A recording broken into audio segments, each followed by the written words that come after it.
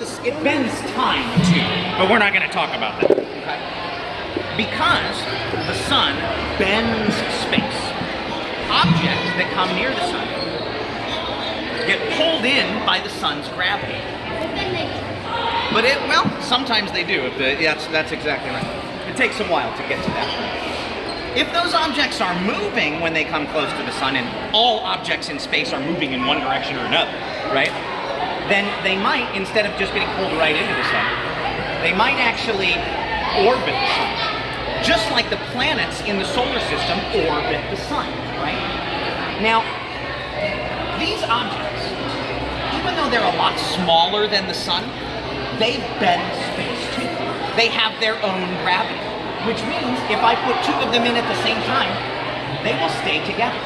The same way the moon orbits the Earth until they get so close to the sun that the sun's gravity overpowers that connection, right? Now, I am going to invite you guys to drop some marbles into my gravity well and see how they behave. But I'm going to tell you a couple of my rules first, okay? Rule 1, which we already talked about, no hands on the gravity well. Only marbles in the gravity well. Second rule is that after everybody's done, there's going to be a whole bunch of marbles in the gravity well. I'm going to be the one that reaches into the gravity well, okay? Because if we all reach in at the same time, the gravity well will fall apart, right? So instead, I'll just be the one who will. I'll just kind of wait until everybody's done, and then I'll reach in and grab it, okay?